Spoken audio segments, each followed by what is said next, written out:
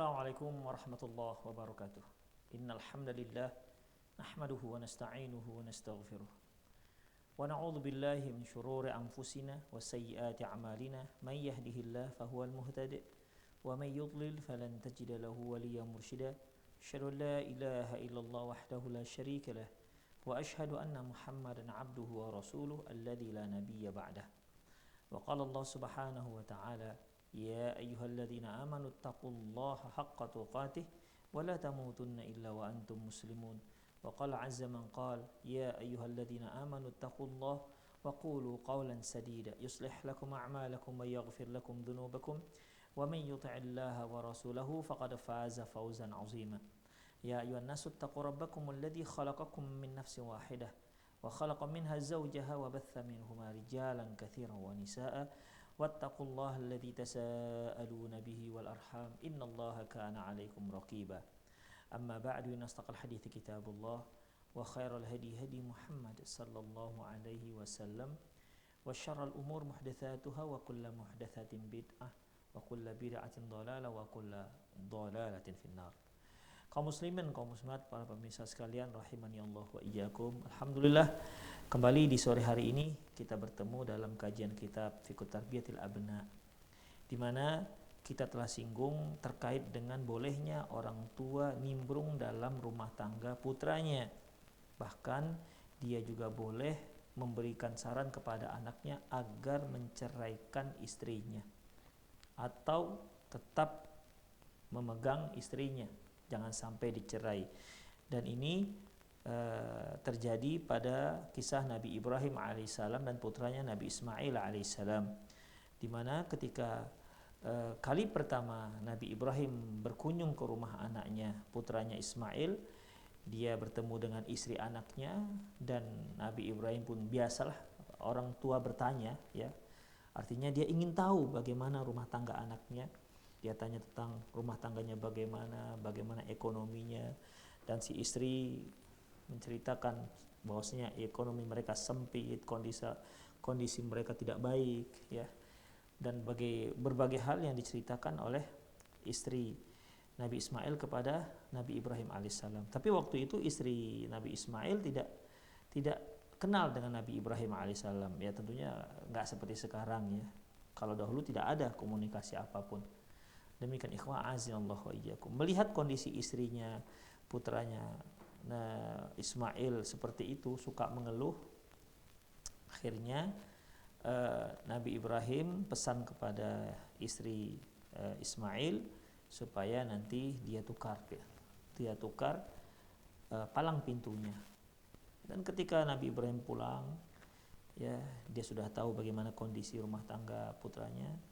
Dan si istri pun menceritakan kepada suaminya Ismail alaihissalam tentang datangnya seorang kakek, ya, begini dan begitu, dan Nabi Ismail bertanya tentang apa wasiatnya. Kemudian si istri pun menceritakan wasiatnya agar dia tukar palang pintunya, dan Nabi Ismail mengatakan itu ayahku, ya, dan dia berwasiat agar dia menceraikan kamu. Akhirnya Nabi Ismail menceraikan istrinya dan mengembalikannya ke keluarganya. Setelah Nabi Ismail menikah lagi, dan di suatu saat kembali Nabi Ibrahim alaihissalam menjenguk ataupun mengunjungi anaknya, dan pada waktu itu juga bertepatan Nabi Ismail tidak ada di rumah, lagi keluar untuk mencari nafkah.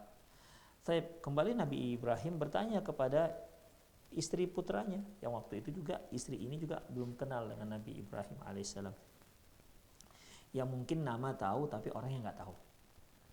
Nabi Ibrahim pun bertanya bagaimana kondisi rumah tangganya dan bla bla yang lainnya, dan istri putranya ataupun menantunya ini menceritakan bagaimana kehidupan dia baik, ya, semua lapang. Demikian ikhwah. Dan akhirnya Nabi Ibrahim pun memesankan kepada Nabi Ismail agar dia mempertahankan palang pintunya. Dan itu pun kembali diceritakan kepada Nabi Ismail, dan dia menceritakan bertanya apa pesan ayahku tersebut. Pesannya itu mempertahankan palang pintunya, artinya istrinya jangan dicerai. Dari hadis ini ikhwah rahimanallahu wa iyyakum, kisah ini menunjukkan bahwasanya orang tua boleh menyarankan anaknya untuk bercerai atau tetap pertahankan istrinya. Ya tentunya ini berlaku untuk orang tua yang mengerti mana yang baik dan mana yang buruk tentunya. Ibrahim alaihissalam, dia memberikan saran, posisi dia adalah seorang nabi. Ya. Dia sangat tahu tentang mana yang baik dan mana yang buruk. Dia sangat tahu mana seorang wanita yang baik dan mana seorang wanita yang buruk. Demikian ikhwah, mungkin para pemirsa pernah mendengar bagaimana seorang sahabiyah dilamar oleh 3 orang sahabat. Yang pertama Muawiyah, yang kedua Abu Jahm, yang satu lagi Usamah bin Zaid. Demikian ikhwah. Jadi di situ Zaid bin Harisah ya. Kemudian di sana beliau memberikan saran kepada sahabiah tersebut agar dia menikah dengan Zaid bin Harisah atau anaknya Usamah bin Zaid ya. Ternyata wanita ini, sahabiah ini mengikuti pesan Rasulullah dan dia mendapatkan kebahagiaan dengan suaminya tersebut.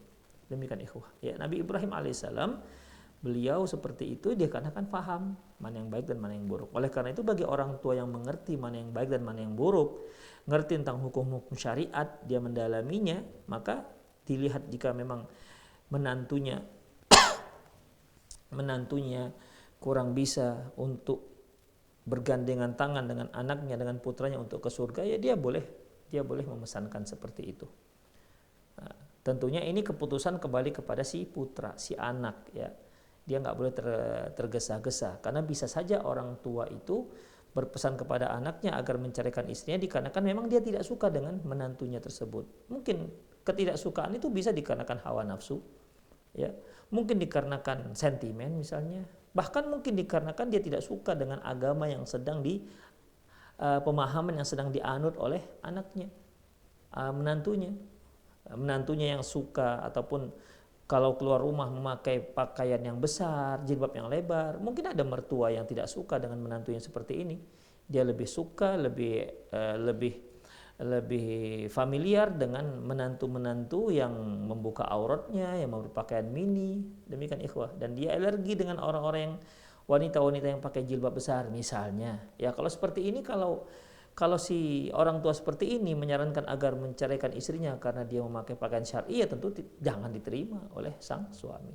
Demikian ikhwah. Jadi fikihnya di sini bukan berarti mutlak, ya bukan berarti mutlak harus menerima. Tetap ada hikmah dan ada pertimbangannya. Jadi kalau orang tua meminta kita sebagai anak, sebagai putra, sebagai anak lelaki menceraikan istri, maka kita tanya apa masalahnya. Demikian. Alasannya apa? Mengapa orang tua kita menyuruh kita untuk menceraikan istri? Tentu harus ada alasannya. Kalau alasannya syar'i, ya kita bisa pertimbangkan. Tapi kalau alasannya tidak syar'i, ya sama sekali kita harus tolak. Demikian ikhwah rahimanallahu wa ikum. Nah, dari hadis ini juga menunjukkan bahwasanya bagaimana Nabi Ibrahim itu perhatian dengan rumah tangga anaknya. Makanya kita sebagai orang tua yang sudah memiliki anak yang berumah tangga, jangan sampai kita nggak peduli dengan rumah tangga anak kita. Ya sudah, kalau seandainya dia sudah menikah, udah sana pergi. Udah, apapun yang terjadi, mau hitam, putih, hijau, kuning, terserah begitu. Nggak seperti itu. Ya. Tidak seperti itu. Para rasul dan tidak seperti itu juga para sahabat. Dia tetap memperhatikan, tetap tetap memberikan arahan kepada anak-anaknya walaupun mereka sudah berumah tangga. Demikian ikhwah rahimanallahu wa iyyakum. Kemudian wa nabiyuna Muhammad sallallahu alaihi wasallam yadhhabu ila baiti ibnatihi Fatimah radhiyallahu anha. Nabi kita Muhammad sallallahu alaihi wasallam sewaktu-waktu beliau pergi mengunjungi Fatimah radhiyallahu anha, datang ke rumah Fatimah radhiyallahu anha, wa yahutsuha wa yahutsu zaujaha ala fil khair. Dia memberi dorongan putrinya dan memberi dorongan kepada menantunya untuk senantiasa berbuat kebaikan. Contohnya ikhwah, akhrajal Bukhari wa Muslimun, diriwayatkan oleh Imam Bukhari dan Imam Muslim an hadisi Ali radhiyallahu anhu, dari hadis Ali radhiyallahu anhu, anna Rasulullah sallallahu alaihi wasallam taraqahu wa Fatimatu bintu Nabi sallam lailatan. Nabi sallallahu alaihi wasallam pernah datang ke rumah Fatimah pada malam hari. Faqala, beliau mengatakan, ala tusalliyani, apakah kalian tidak salat? apakah kalian bertidak sholat? Faqalat ya Rasulullah, faqultu, Fatimah mengatakan, ya Rasulullah, anfusana biadillah, bukankah diri kita itu ada di tangan Allah Subhanahu wa taala? Fa idza syaa ayyab'atsana ba'atsna, kalau Allah ingin membangunkan kita maka kita akan terbangun. Fansarafa hina qultu dzalik, maka Rasulullah pun pulang. Ya, maka Rasulullah pun pulang ketika aku mengucapkan pernyataan itu. Walam yarji ilayya syai'an, dan dia tidak menimpali lagi ucapan tersebut. Summa sami'tuhu yaqul, hanya saja aku mendengar dia mengatakan, wa huwa muallin yadribu fakhidah, beliau sambil pergi pulang dan sambil pukul-pukul pahanya dan mengatakan, wa kanal insanu aktsara syai'in jadala, sungguh manusia itu suka membantah. Banyak sekali alasan. Ya.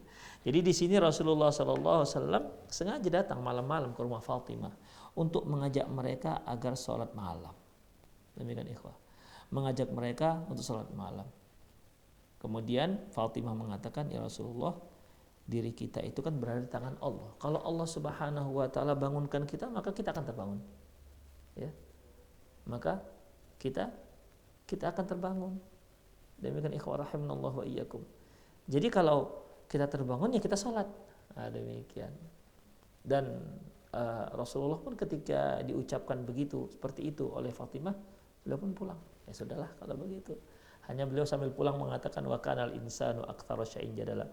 Memang manusia itu banyak kali alasannya. Ada aja alasannya. Demikian ikhwah rahimanallahu wa iyyakum. Yang menjadi terkait dengan syahid, yang terkait dengan pembahasan kita, yaitu Rasulullah sengaja pergi ke rumah putrinya mengajak mereka berbuat kebaikan. Itu ikhwah. Jadi tidak dibiarkan begitu saja, tetap diajak dan diajak, terus diajak.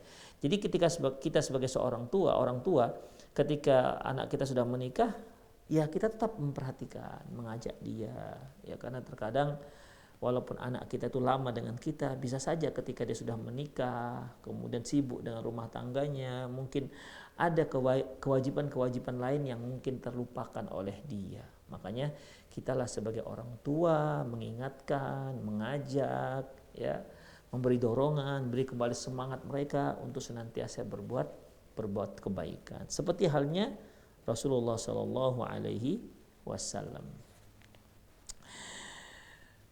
Wa an Amr bin Al-As radhiyallahu anhu yatafaqqada ahwala ibnihi Abdullah.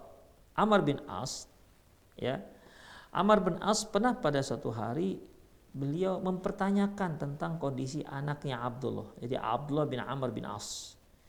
Ba'da zawajihi, setelah dia menikah. Jadi setelah anaknya Abdullah bin Amr bin As menikah, ya, mungkin anak putra beliau ini pindah ke tempat lain. Ya, dia pun mempertanyakan, artinya dia mencari berita gimana sih rumah tangga anaknya yang baru menikah itu. Nah, demikian ikhwah rahimallahu wa iyyakum. Wa yas'alu zaujatahu an akhbarihima, dan dia juga bertanya tentang bertanya istri anaknya tentang berita mereka berdua. Jadi kalau ketemu seorang yang mungkin dekat dengan ataupun tempatnya dekat dengan dekat dengan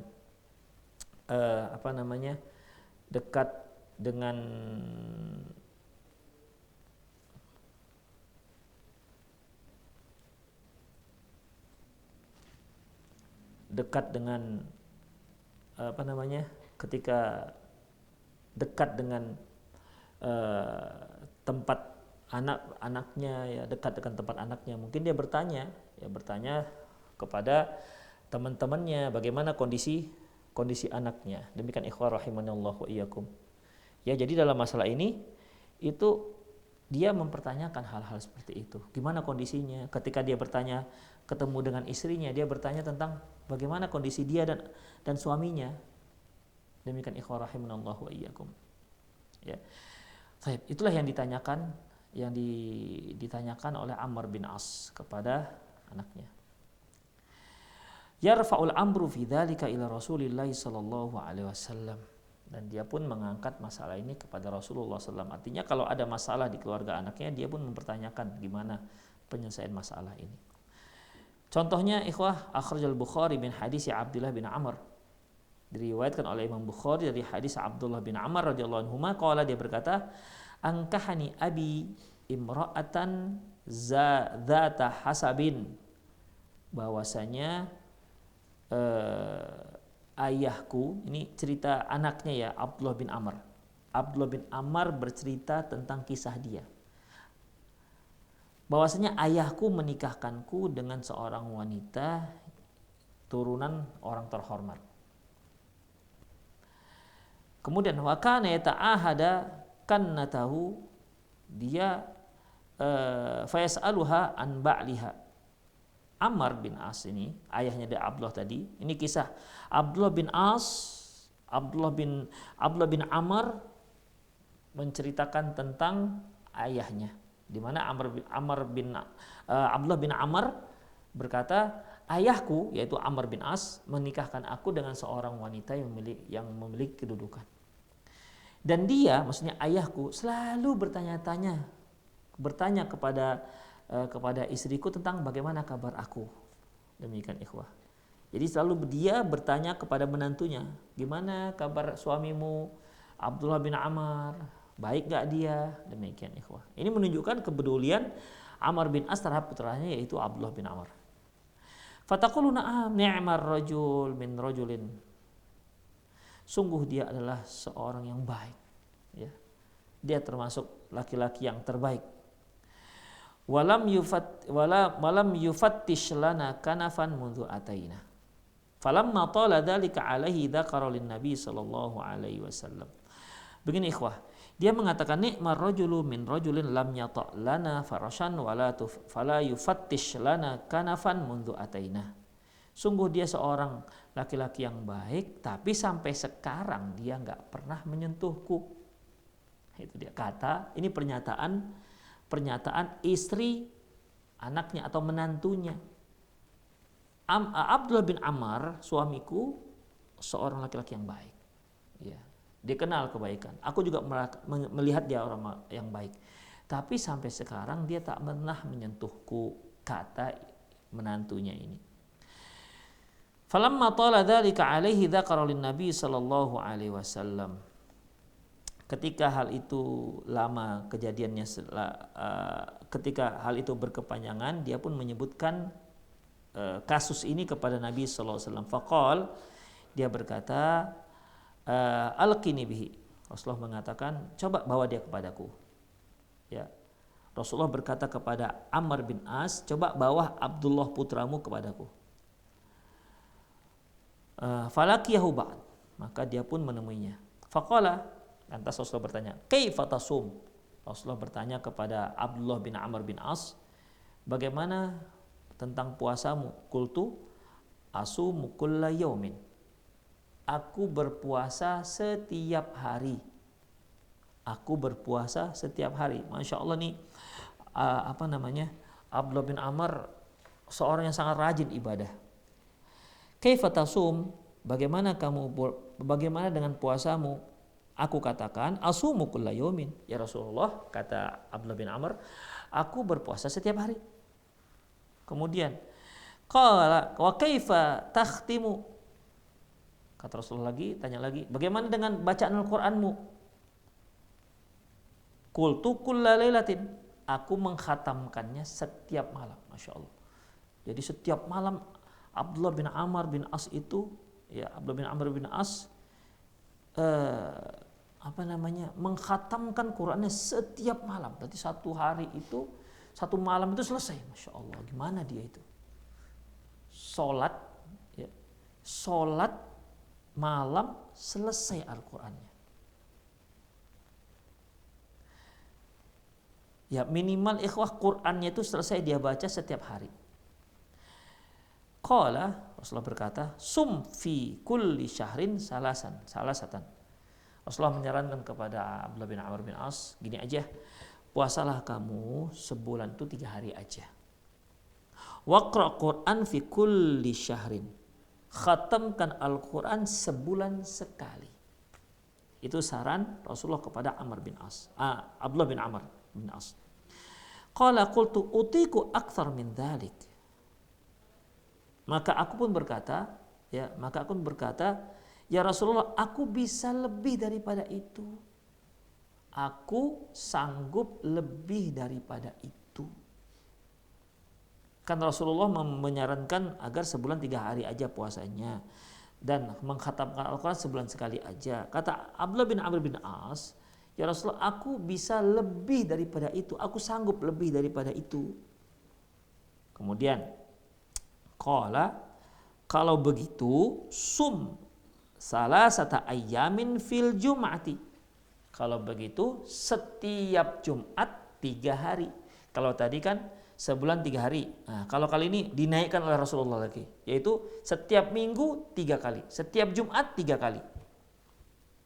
3 hari, ya.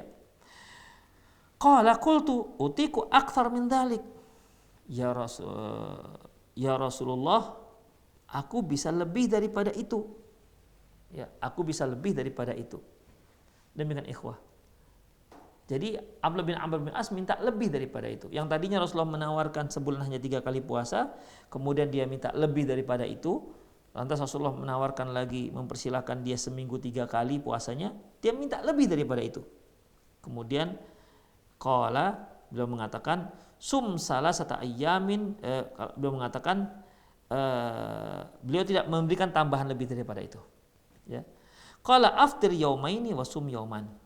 Beliau mengatakan kalau begitu, kalau kamu ingin lebih daripada seminggu 3 kali, maka kamu boleh aftir yaumaini wa sum yauman. Kalau begitu kamu puasa 2 hari, aftir yaumain, tak berpuasa 2 hari, puasa 1 hari. Jadi 1 hari puasa, 2 hari libur. 1 hari puasa, 2 hari libur. 1 hari puasa, 2 hari libur. Qala qultu utiku akthar min dhalik. Ya Rasulullah, aku bisa lebih daripada itu. Masya Allah, luar biasa ini. Putra Amr bin As, Abdullah bin Amr bin As meminta kepada Rasulullah lebih daripada itu. Ya Rasulullah, aku bisa lebih kuat dari puasa 2 hari libur 1 hari puasa. 2 hari libur 1 puasa. 2 hari libur 1 hari puasa. Aku lebih daripada itu bisa. Qala, beliau mengatakan kalau begitu sum afdalus saumin sauma Daud. Kalau begitu lakukan puasa yang paling afdol, yaitu puasa Nabi Daud. Karena Rasulullah pernah mengatakan afdalus siyami ba'da Ramadan siyamu Daud. Sebaik-baik puasa setelah puasa Ramadan adalah puasa Nabi Daud. Kana yasumu yauman wa yuftiru yauman. Karena Nabi Daud itu dulu 1 hari puasa, 1 hari dia berbuka. 1 hari puasa, 1 hari berbuka. Inilah tawaran terakhir yang diberikan Rasulullah SAW. Kalau begitu, kalau kamu ingin lebih daripada itu, artinya kalau 2 hari libur, 2 hari berbuka, 1 hari puasa, 2 hari berbuka, 1 hari puasa, kamu menganggap ini masih kurang, maka kalau begitu berpuasalah seperti puasanya Nabi Daud. Karena itu merupakan puasa sunnah yang paling afdol. Ya, puasa sunnah yang paling afdol. Sum afdol saumi yauma Daud. Kalau begitu puasalah kamu dengan puasa sunnah yang paling afdol, yaitu puasa Nabi Daud. Siyama yaumin wa iftara yaumin. 1 hari dia berbuka, 1 hari dia berpuasa, 1 hari dia berbuka. Jadi kelang-kelang, 1 hari puasa, 1 hari enggak, 1 hari puasa, 1 hari enggak. Demikian seterusnya. Sepanjang usia. Waqra fi kulli sab'i layalin maratan. Dan baca Quran dan khatamkan Al-Quran, yaitu 1 kali setiap 7 hari. Jadi 7 hari sekali, atau bahasa kita seminggu sekali, atau 1 Jumat sekali, ya seminggu sekali khatam Al-Quran. Seminggu sekali. Jadi setiap 7 hari khatam sekali Al-Quran. Setiap 7 hari khatam Al-Quran. Sementara dia biasanya setiap malam khatam. Insyaallah. Kemudian ikhwah rahimanallah wa iyyakum.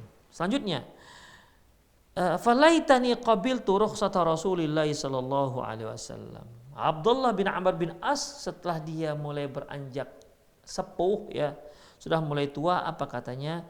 Wahai, seandainya dahulu aku menerima anjuran Rasulullah sallallahu alaihi wasallam. Ya, kan dari awal beliau katakan Kalau untuk berpuasa cukup 3 hari dalam sebulan. Kalau untuk baca Quran cukup sebulan sekali khatam. Tapi karena Abdullah bin Amr bin As minta lebih, akhirnya ya puasa sunnah 1 hari puasa 1 hari enggak, 1 hari puasa 1 hari enggak, dan seterusnya. Untuk baca Quran yaitu setiap 7 hari 1 kali khatam. Setelah dia sudah tua ikhwah, dia mengatakan laitani qabiltu rukhsata Rasulullah. Wah, seandainya dahulu aku terima saran Rasulullah itu. Wa dzalika inni kabirtu wa dha'iftu. Karena aku sekarang sudah tua dan sudah mulai lemah. Fakana yaqra'u ala ba'di ahlihi subu' minal Qur'an bin nahar, dan beliau membaca Al-Qur'an, sepertujuh Al-Qur'an, ya, menyimakkan sepertujuh Al-Qur'an pada siang hari. Walladzi yaqra'u ya'riduhu minan nahar. Apa yang dia baca, dia akan setorkan bacaan itu di siang hari dengan istrinya. Liyakuna akhaffu alaihi bil-lail, sehingga ketika malam hari dia baca sepertujuh Al-Qur'an itu dia bisa lancar. Demikian. Kan terakhir kan Rasulullah sarankan supaya setiap 7 hari sekali khatam. Sementara biasanya dia mengkhatamkan Al-Qur'an setiap malam di sholat tahajudnya. Setiap malam di sholat tahajudnya. Setelah dia tua kan mulai lemah nih, ya.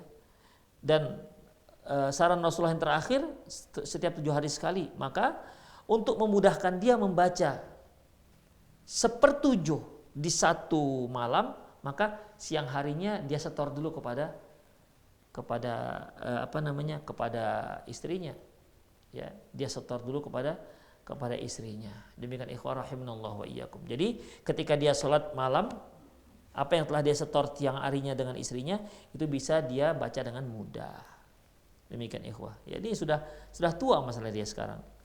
Wa idza arada ayatakawwa aftara yauman wa ahsa shoma mislahu. Kemudian apabila dia mau menguatkan diri untuk berbuka beberapa hari, maka dia hitung. Ya, misalnya dia Rasulullah kan menyarankan 1 hari puasa 1 hari enggak, 1 hari puasa 1 hari enggak. Ini yang terakhir kan. Tapi mungkin pada satu hari dia merasa lemah. Ya. Dia merasa lemah. Dia ingin menguatkan diri. Maka dia tidak lakukan puasa Nabi Daud tersebut, tapi dia berbuka dulu. Ya, entah 2 hari atau 3 hari. Ya. Baru setelah dia merasa sudah fit, maka yang dia tak puasakan itu dia qada di hari berikutnya. Demikian ikhwah. Misalnya Senin dia puasa, Selasa dia libur, Rebu dia puasa, Kamis dia libur, Jumat dia puasa, Sabtu dia libur. Tapi mungkin di Senin yang seharusnya dia berpuasa, dia merasa lemah, dia ingin bangkitkan dulu staminanya. Akhirnya dia tak puasa beberapa hari, Senin, Selasa, Rebu, udah kuatlah dia. Ya, udah kuatlah dia. Berarti kan ada 2 puasa yang tidak dia lakukan di Senin dan Rebunya. Maka karena dia sudah kuat, dia akan laksanakan puasa yang dia tinggalkan itu. Dia akan berpuasa, mempuasakan apa yang telah dia tinggalkan. Puasa Senin dan Rebunya dia lakukan. Jadi puasa Senin dan Rebu dia puasakan, kemudian ditambah dengan puasa Jumatnya. Demikian ikhwah. Jadi 3 hari jadinya. Ya, puasa seharusnya dia puasa di hari Senin dengan hari Rebu, tapi karena dia nggak berpuasa di 3 hari ini supaya kuat, maka di hari Kamisnya dia berpuasa sebagai pengganti puasa hari Senin, di hari Jumatnya dia berpuasa sebagai pengganti puasa hari Rabu. Demikian. Ya, di hari Sabtunya dia berpuasa sebagai pengganti puasa di hari Kamisnya. Demikian ikhwah rahimah. Begitulah ya. Ya, begitulah yang beliau lakukan. Ingin mempertahankan apa yang pernah disarankan Rasulullah SAW yang terakhir, yaitu untuk puasa 1 hari puasa 1 hari tidak, untuk baca Quran yaitu mengkhatamkan Al-Quran setiap 7 hari sekali. Demikian ikhwah. Kemudian kirahiyata ayatul kasyai'an faraqa Rasulullah faraqan Nabi sallallahu alaihi. Karena dia tidak ingin meninggalkan apa yang sudah Rasulullah tetapkan untuknya. Begitulah para sahabat rahimahullah radhiyallahu anhum. Demikian ikhwah. Jadi di sini yang terkait dengan permasalahan kita adalah bagaimana ayah daripada Abdullah bin Amr, yaitu Amr bin As, selalu bertanya kepada menantunya tentang kondisi putranya. Artinya dia tetap memperhatikan rumah tangga putranya, tidak membiarkan begitu saja. Tidak berarti setelah dinikahkan udah kemudian pergilah sana, tidak pedulikan. Tetap diperhatikan, mendapat perhatian oleh Amr bin As. Jadi rumah tangga Abdullah bin Amr tetap diperhatikan oleh ayahnya, itu Amr bin As. Taib. Kemudian ikhwah rahimanallahu wa iyyakum. Wa huwa Abu Bakar Siddiq radhiyallahu anhu yursilu khadiman takhdimu binatahu ba'da zawajiha. Perhatikan juga Abu Bakar bagaimana beliau mengirimkan seorang pembantu untuk membantu putrinya ya dalam mengurusi rumah tangga. Putrinya Abu Bakar di sini yaitu Asma binti Abi Bakar. Jadi Abu Bakar melihat putrinya kerjaan cukup berat dalam rumah tangganya, maka dia pun mengirim seorang pembantu untuk membantu Asma binti Abi Bakar dalam mengurusi urusan rumah tangganya. Akhrajal Bukhari wa Muslim min hadisi Asma binti Abi Bakar radhiyallahu anha. Hadis ini diriwayatkan oleh Imam Bukhari dan Muslim dari hadis Asma binti Abi Bakar. Qalat, dia berkata, Tazawwajani Zubair, aku menikah dengan Zubair, maksudnya Zubair bin Awam. Wa ma kana lahu fil ardi mimmalin, dia enggak punya tanah. Wala mamlukin, dia tidak memiliki sebidang tanah. Dia juga tidak memiliki seorang hamba. Wala syai'un ghairun nadihin, dan tidak punya apapun kecuali hanya seekor unta nadihin yang digunakan untuk mengairi sawah, untuk mengairi ladang. Wa ghairu farsihi, ataupun seekor kuda. Jadi hanya dua hartanya, seekor kuda dan seekor unta yang biasa digunakan untuk mengairi tanaman. Fakuntu a'lifu farasahu, akulah yang memberikan makan kudanya. Wa astaqil ma ahrizu ghurbahu, dan akulah yang memberikan minuman untuk hewan-hewan tunggangannya. Wa ahrizu ghurbahu, dan kalau ada kantung dari tempat air yang koyak, akulah yang menjahitnya. Wa a'jinu, aku juga bertugas untuk membuat adonan tepung untuk membuat roti. Walam akun uhsinu ala akhbazu, tapi aku sendiri tidak begitu pandai membuat roti. Jadi Asma binti Abi Bakar ini pengakuannya, kalau membuat adonan aku pandai, tapi membuat roti tidak. Nah, demikian ikhwah. Ya. Jadi di sini tugas Asma binti Abi Bakar kesehariannya diantaranya yaitu dia yang ngasih makan kuda tunggangan Zubair bin Awam, yang memberi makan untanya yang digunakan untuk mengairi ladang. Ya, biasanya untuk mengairi ladang ini artinya unta itu sebagai pengangkut air. Air ini digunakan untuk mengairi ladang ataupun menyirami tumbuh-tumbuhan. Atau mungkin unta ini dia yang memutar kincir mungkin. Demikian ikhwan. Intinya bahwasanya unta inilah yang digunakan untuk menyirami tanaman-tanaman Zubair bin Awam. Dan yang memberi makan ini, yang mengurusi ini adalah Asma binti Abi Bakar. Dan juga diantaranya disebutkan dia juga yang mengadon. Jadi dia Asma binti Abi Bakar bisa mengadon buat roti, adon roti dia bisa, tapi dia katakan walam ohsin akhbizu, tapi aku tidak bisa. Aku tidak pandai buat rotinya.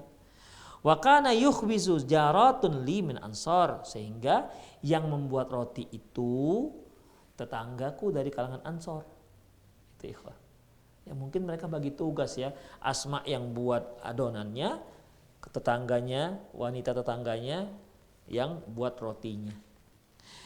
Wa kunna niswatun sadaqin, dan kami adalah wanita-wanita yang memang konco lah kita katakan, atau teman ya.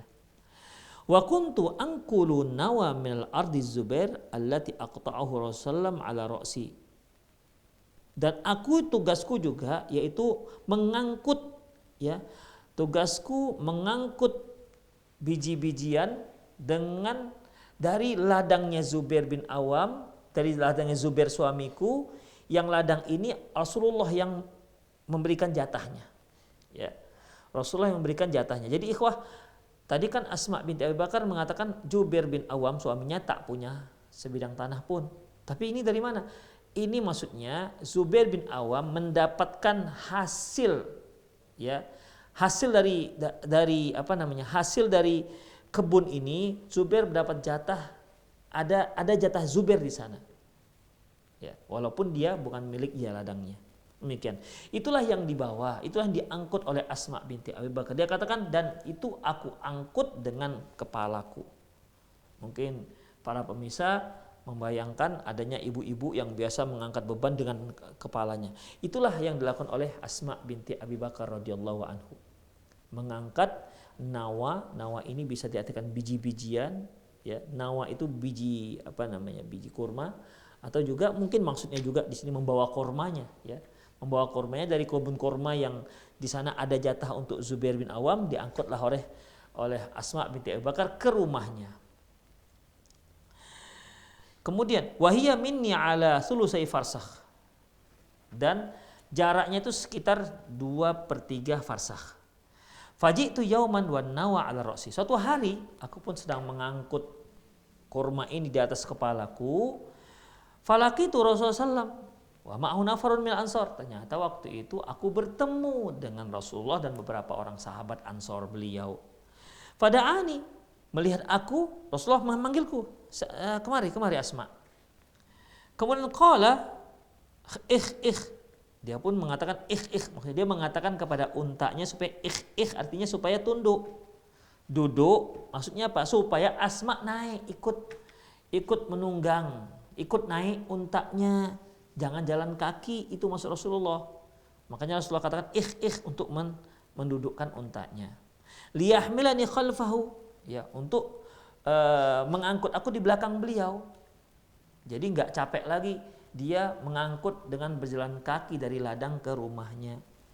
Kemudian fastahyaitu an usira ma'arijal, tapi waktu itu aku malu. Insyaallah, ya.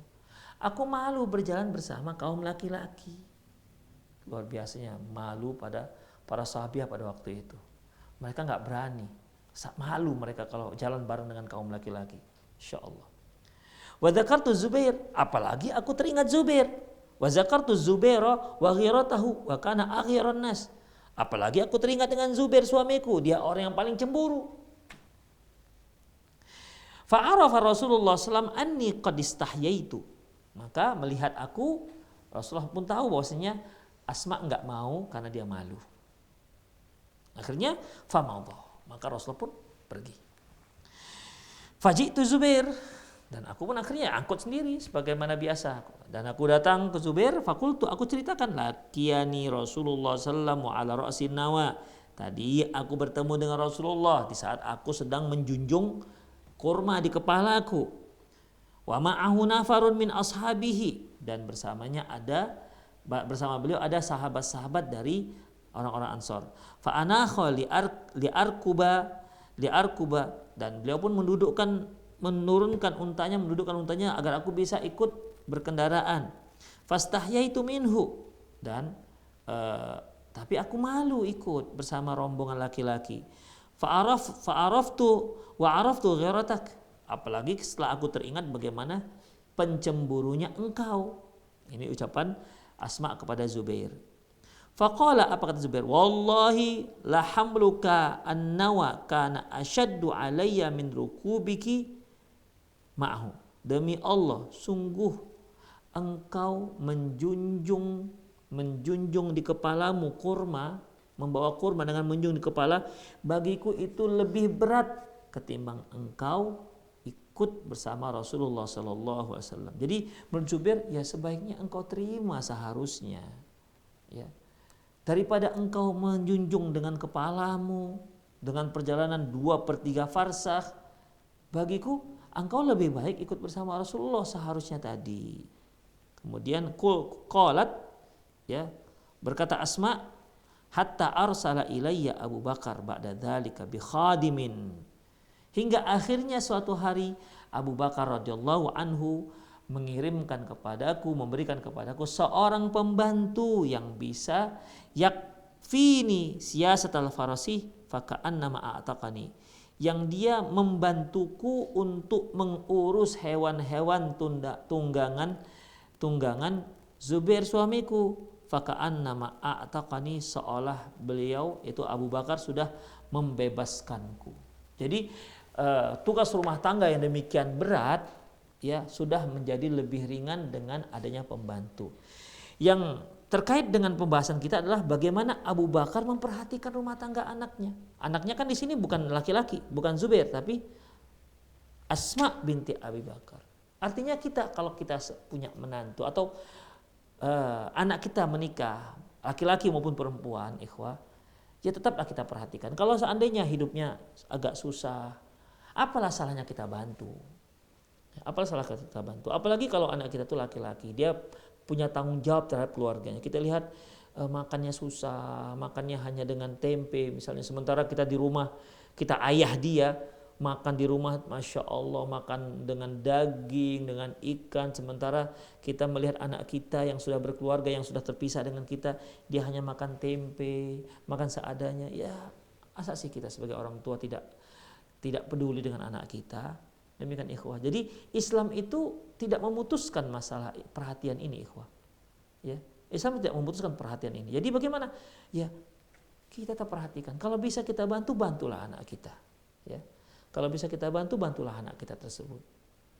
Sama juga seandainya anak kita yaitu yang perempuan. Ya, kita lihat tugasnya berat, dia masak, mencuci, sementara anak kecil-kecil 3 orang. Tahulah bagaimana pakaian anak-anak kecil, mencucinya berat, belum lagi nyapu rumah, belum lagi cuci piring, belum selesai yang satu, muncul kerjaan yang berikutnya, belum yang berikutnya muncul yang lain. Pekerjaan muter dari situ ke situ tak habis-habisnya. Demikian ikhwah.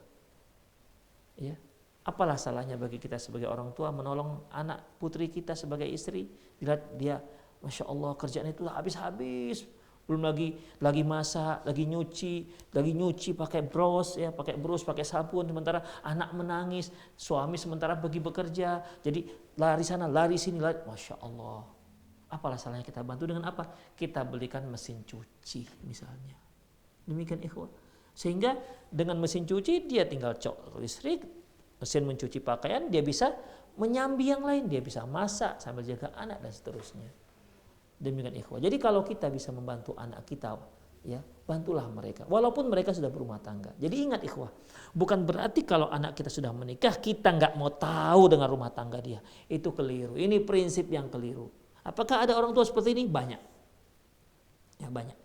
Pokoknya kalau sudah anak yang menikah, mau yang anaknya itu yang lakinya ataupun yang perempuannya, kalau sudah menikah sana pergi, jangan kemari, jangan di sini. Udah pokoknya hidup berdikari sendiri, mandiri sendiri. Apapun terjadi rasakan sendiri. Demikian ikhwah.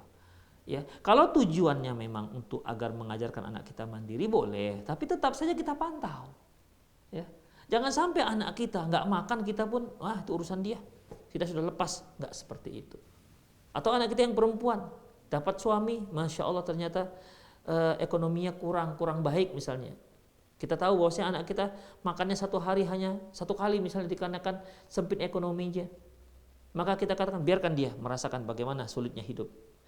Wah, jangan seperti itu. Ya. Tolong mereka, tolong. Demikian ikhwah, ya. Bantu mereka. Karena mereka adalah anak kita. Walaupun dia sudah menikah. Demikian ikhwah. Ya tentunya dengan bantuan yang bisa, jangan sampai akhirnya mereka juga tergantung dengan kita sebagai orang tua. Bantulah ala kadarnya. Ya kita lebih tahu apa yang harus kita bantu. Dengan bantuan ini dia tetap mandiri, dia tetap bisa berdiri di kaki mereka sendiri tanpa tergantung dengan kedua orang tuanya. Demikian ikhwah, rahimani Allah wa iyyakum. Begitulah perhatian Rasulullah SAW, perhatian para sahabat terhadap anak-anak mereka walaupun mereka sudah menikah. Ya, walaupun mereka sudah menikah. Kita bacakan satu lagi, ikhwah. Umar bin Khattab. Kalau yang tadi ini kan Abu Bakar radhiyallahu an memperhatikan rumah tangga anaknya.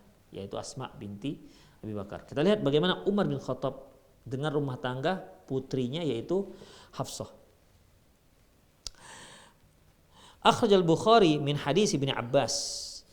Imam Al-Bukhari meriwayatkan hadis ini dari Ibnu Abbas, qala dia berkata, lam azal harisan ala an as'ala Umar bin Khattab anil mar'ataini min azwajin Nabi sallallahu alaihi wasallam allataini qala Allah taala in tatuba ila Allah faqad saghat qulubukuma. Kata Ibnu Abbas, aku masih penasaran. Aku masih penasaran tentang ayat yang mengatakan tentang dua wanita yang disebutkan, tentang dua wanita yang disebutkan Allah Subhanahu wa taala, in tatuba ilallah. Kalau kalian berdua tobat kepada Allah, faqad saghat qulubukuma, sungguh hati kalian sudah cenderung kepada kebaikannya. Di sini Allah menyebutkan dalam ayat surat Tahrim ayat 4, Allah mengatakan in tatuba, kalau kalian berdua bertaubat kepada Allah, faqad saghat qulubukuma, sungguh hati kalian juga sebenarnya sudah menyukai, cenderung kepada Dia. Nah, sekarang Ibnu Abbas penasaran, ini siapa dua orang wanita ini?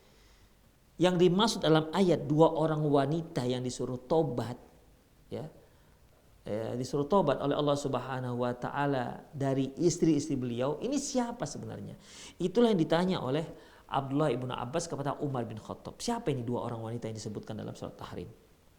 Fadzakaral hadis, lantas Umar pun menceritakan kisahnya tentang hadis, ya. Wa fihi, dalam kisah itu, ya, di sini penulis enggak menyebutkan kisah yang panjang lebar, hanya menyebutkan apa yang terkait dengan pembahasan kita. Wa fihi anna Umar qol, di situ Umar mengatakan summa jama'tu alayya thiyabi, kemudian aku pun megang pakaianku, fanazaltu wa dakhaltu ala Hafsah, maka aku pun pergi ke rumah Hafsah. Faqultulah, aku katakan, ay Hafsah, wahai Hafsah, atau ghadibu ihdakunna nabiyya sallallahu yawman hatta lail, apakah benar kalian ada memarahi Nabi sallallahu alaihi wasallam dari siang sampai pagi sampai malam? Apa ada di antara kalian, artinya apa ada di antara kalian yang seperti memboikot Rasulullah, menunjukkan bahwasanya dia sedang marah dengan Rasulullah sallallahu alaihi wasallam dari mulai tadi siang sampai malam ini? Apa betul ada yang berani seperti itu? Tanya Umar kepada Hafsah. Qalat, kata Hafsah, nah betul ada, ya, betul ada. Jadi ada di antara istri Rasulullah itu sengaja, ya, mungkin memperlihatkan bahwa mereka sedang marah dengan Rasulullah SAW dari mulai siang sampai malam. Dengar oleh Umar bin Khattab, betul ada yang berani seperti itu kepada Rasulullah, kata Umar. Kata Hafsah, iya ada. Faqultu qad khibti wa khasirti, sungguh kamu sudah rugi, ya, karena membuat Rasulullah, akhirnya membuat Rasulullah sedih. Afata'manina ayyaqdiballahu li ghadabi rasulihi fatahliki, apakah kamu merasa bisa aman Allah akan marah kepada kalian dikarenakan kalian telah membuat Rasulullah marah, akhirnya membuat hidupan kalian menjadi celaka? Kata Umar bin Khattab, kalian berani seperti itu? Kalau Rasulullah marah, akhirnya Allah pun marah karena kalian telah membuat Rasulullah marah, kemudian akhirnya kalian celaka hidup kalian. Apakah kalian merasa aman seperti itu? Merasa akan tidak seperti itu? La tuksirin nabiyya sallallahu alaihi wasallam wa la turaji'i fi syai'i wa la tahjirihi. Hafsah, sejak sekarang jangan sekali-sekali banyak menuntut Nabi. Ini peringatan Umar bin Khattab kepada istrinya Hafsah, anaknya Hafsah, putrinya. Dan waktu itu Hafsah adalah istri Rasulullah SAW. Ya, mungkin pemirsa masih ingat bagaimana Umar bin Khattab radhiyallahu anhu ketika menantunya meninggal, Hafsah menjadi seorang janda dan dia pun menawar-nawarkan kepada Abu Bakar, kepada Utsman, ya, tapi tidak ada yang mau dan akhirnya Hafsah dilamar oleh Rasulullah SAW. Demikian ikhwah. Dan apa kata Umar kepada putri beliau? Hafsah, ya, sejak kali ini sekarang ini jangan banyak nuntut kepada Nabi sallallahu alaihi wasallam. Wala tuhjirihi, jangan juga memboikot beliau, jangan. Kemudian wasalini ma badalaki, kalau kamu ada keperluan minta kepadaku sebagai ayahmu, minta, enggak usah minta kepada Rasulullah, minta kepadaku, kata Umar bin Khattab. Insyaallah, ya. Wala yaghurannaki in kanat jaratuki awda'u minki. Kamu jangan cemburu apabila madumu lebih cantik, lebih bening dibandingkan dirimu. Kamu jangan cemburu. Wa ahabba ilan Nabi sallallahu alaihi wasallam, dan lebih dicintai Nabi sallallahu alaihi wasallam. Maksud Umar di sini adalah Aisyah. Jadi Hafsah, kamu jangan cemburu dengan Aisyah. Ya. Jangan cemburu dengan madumu. Memang dia itu lebih cantik, dia itu lebih bening, dan dia lebih dicintai oleh Rasulullah ketimbang engkau. Dan kamu tidak usah iri dalam masalah ini. Demikian ikhwah. Yang menjadi pembahasan kita adalah Umar sangat peduli dengan rumah tangganya Hafsah radhiyallahu anha. Demikian ikhwah. Jadi sekali lagi, di antara tarbiyatul abna untuk anak-anak yang sudah menikah, cobalah tetap kita perhatian dengan rumah tangga mereka. Ya, jangan kita tak peduli sama sekali dengan rumah tangga mereka. Jika kita lihat ternyata ada penyimpangan, nasihatilah mereka. Jika ternyata kita lihat mereka membutuhkan bantuan, bantulah mereka. Ya, bantulah mereka. Demikian, ya ikhwah.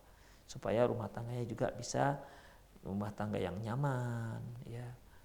Rumah tangga yang ideal.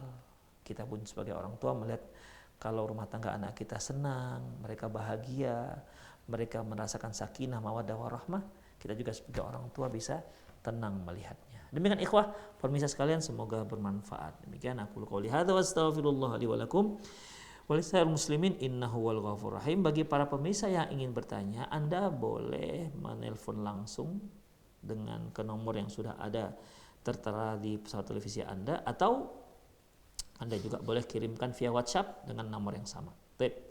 Kita bacakan pertanyaan.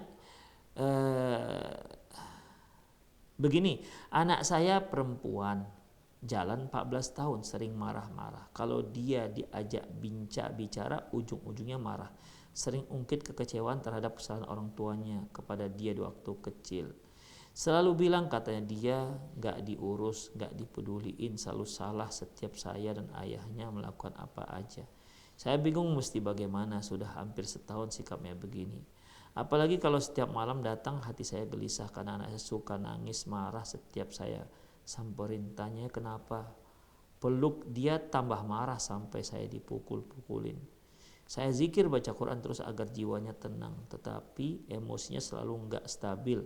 Kadang tenang, kadang begitu lagi. Sudah hampir setahun. Tolong minta bantuan konsultasinya, apa yang mesti saya lakukan. La ilaha illallah. Ibu rahimani Allah wa iyyakum. Ya. Tentu seorang anak tidak akan bersikap seperti ini tanpa ada sebab. Kalau ibu ingat-ingat ketika dia masih kecil, apakah dia seperti ini? Bisa dipastikan tentu tidak.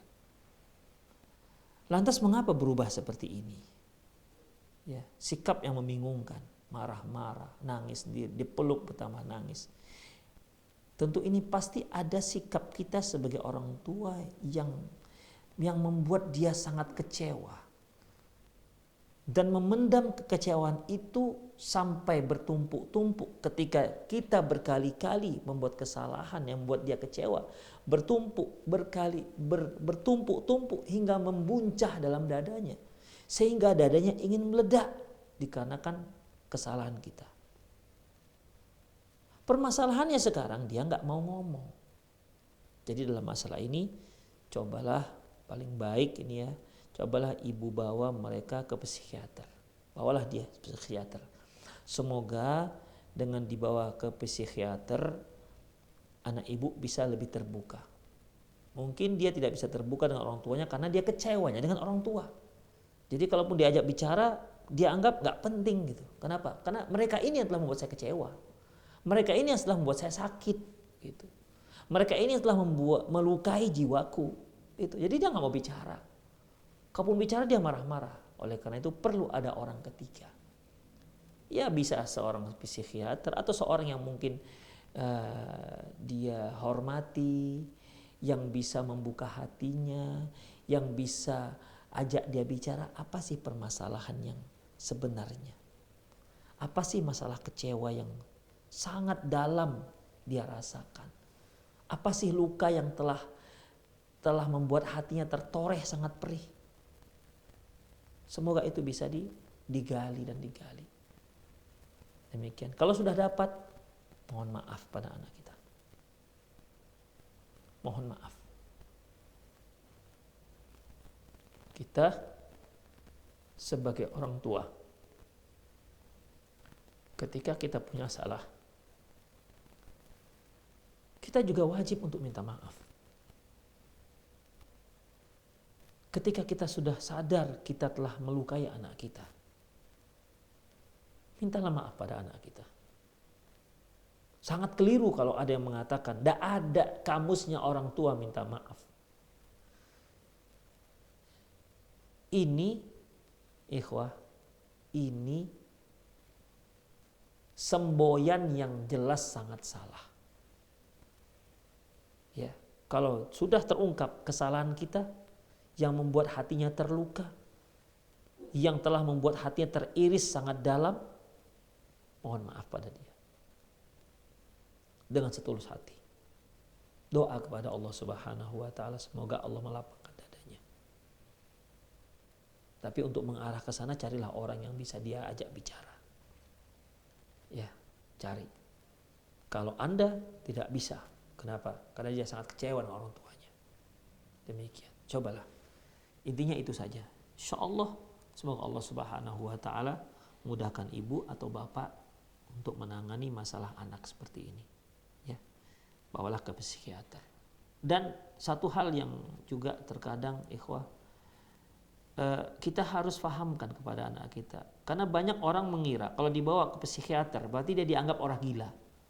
Dianggap sudah gila, dan ini salah tentunya. Ya. Ini salah. Maka kita luruskan bahwasanya membawa seorang ke psikiater bukan berarti dia gila.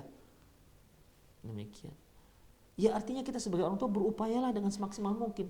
Kalau dia nggak bisa dibawa, psikiaternya kita bawa ke rumah. Demikian. Dan sebagai apalah demikian. Ya. Yang penting bagaimana caranya agar dia bisa bicara tentang apa yang selama ini dia pendam, yang membuat dia sangat kecewa. Allahu a'lam bishawab. Ustadz, sebatas mana orang tua dapat ikut membantu rumah tangga anaknya? Tak ada batasnya. Ya, tidak ada batasnya. Kalaupun kita sebagai orang tua menyatakan, udah kamu duduk aja di rumah misalnya. Bapak yang ngasih kamu nafkah, dah kamu istrimu di rumah aja ngurus rumah. Begitu. Boleh, tapi kan akhirnya tidak membuat mereka mandiri. Karena anak kita ini kan juga insya Allah bakal punya anak. Demikian. Ya. Jadi mengenai batasnya tidak ada. Tidak ada batasnya. Yang ada itu ketika kita memberi sesuatu, jadikan ini sebagai pelajaran bagi anak kita. Jangan sampai bantuan itu membuat dia tergantung dengan kita. Ajarkan dia bagaimana berdiri dengan kaki di atas kakinya sendiri. Ajarkan pada dia bagaimana dia bisa menopang rumah tangganya sendiri. Karena dia sebagai kepala rumah tangga. Jadi ikhwah, ibaratnya ya berilah bantuan itu berupa kail, sehingga kail ini dia bisa gunakan untuk memancing ikan. Jangan berikan ikan, karena ikan akan habis. Ikan kalau kita berikan dia akan habis dimakan, tapi kalau kita berikan kail, dia bisa menggunakan kail untuk mencari ikan-ikan yang cukup banyak. Demikian ikhwah. Jadi Allahu a'lam bishawab, mengenai bantuan tidak ada batasannya ya. Allahu a'lam bishawab. Kemudian Ustadz, mohon sarannya ketika orang tua ingin membantu rumah tangga anaknya. Membantu rumah tangga anak perempuan tanpa menyakiti perasaan si suami. Begini ikhwah rahimanallah wa iyyakum. Bantuan ini kan bisa rahasia. Kalau kira-kira si suami merasa tersinggung kalau kita sebagai mertuanya membantu anak perempuan kita, dia nanti merasa tersinggung, ya kita bantu dengan cara rahasia. Anak kita punya rekening, kita transfer. Kan nggak harus ribut-ribut membantu anak kita. Demikian ikhwah. Ya. Dan istri anak kita pun kita pesan-pesankan jangan terlalu mencolok menggunakan dana yang diberikan, yang disuntik oleh orang tuanya. Demikian. Kalau kita tahu bahwasanya menantu kita itu merasa dilangkahi harga dirinya, diinjak harga dirinya kalau kita membantu anak-anak kita. Dia merasa, loh saya kan bisa, sebagai suami saya bisa memberikan kebutuhan, memenuhi kebutuhan anak ibu begitu. Mungkin kalau kita kasih bantuan malah dia merasa tersinggung, maka berilah bantuan dengan cara rahasia. Demikian ikhwah rahimanallahu fikum. Tapi jarang sih laki-laki yang seperti itu. Biasanya senang-senang aja kalau mereka dapat bantuan. Ya. Bahkan mungkin sering-sering ya. Senang. Kapan lagi Bu bantunya gitu. Ustadz, benarkah jika orang tua membandingkan kehidupan rumah tangga dirinya dengan rumah tangga anaknya dengan dalih agar si anak belajar dengan lebih bersyukur dengan keadaan rumah tangga anaknya, seperti enaknya hidupmu sekarang, mama dulu seperti susah hidupmu dibandingkan dirimu. Itu tergantung kondisi ikhwah ya. Terkadang kan kita membanding-bandingkan itu seperti kita ngegas anak kita, nekan anak kita ya. Dalam kondisi misalnya, Masya Allah nak, kamu sekarang ini sudah enak, dulu mama seperti ini. Itu apa namanya, pembicaraan ya kan, pembicaraan. Bisa jadi ibrah. Tapi kan ada situasi itu kita nggak bisa menceritakan itu. Ketika kita ceritakan itu malah kita itu meremehkan dia. Begitu. Bukan lagi sebuah nasihat. Misalnya nih, kita kecewa dengan anak kita, mungkin kita marah. Dasar kamu ya, kamu sekarang sudah tinggal enak di diri bla bla bla bla bla. Mama dulu nggak. Ini kan artinya kita sedang menteror dia, sedang ngegas dia ini. Demikian, beda kondisinya. Walaupun sama-sama menceritakan bahwasanya kehidupan emak dulu, bapak dulu lebih susah dibandingkan kehidupanmu, sama intinya, tapi dalam situasi yang berbeda, artinya juga akan berbeda. Demikian ikhwah, ya, akan berbeda. Yang kalau pas waktunya, kondisinya pas, dia akan bisa jadikan itu sebagai apa namanya, pembelajaran buat dia, supaya dia bersyukur kepada Allah. Kalau dia tidak pas, dia akan merasa dia akan merasa dia itu sedang ditekan. Demikian ikhwah, ya. Dia akan merasa dia sedang disalah-salahkan oleh kedua orang tuanya. Makanya tergantung situasi, ya, tergantung situasinya. Allahu a'lam. Ikhwah, waktu kita sudah habis sepertinya. Ya, demikianlah, semoga apa yang kita bahas bermanfaat. Insyaallah kita lanjutkan di hari Senin yang akan datang, insyaallah, dengan waktu yang sama dan channel TV satelit yang sama. Demikian, lebih kurang mohon maaf. Aku qouli hadza wa astaghfirullah li wa lakum wa lisal muslimin innahu wal ghafurur rahim. Subhanakallahumma bihamdik asyhadu an la ilaha illa anta astaghfiruka wa atubu ilaik. Wa sallallahu ala nabiyyina Muhammad wa ala alihi wa ashabihi ajmain. Wa akhu da'wana alhamdulillahirabbil alamin. Assalamualaikum warahmatullahi wabarakatuh.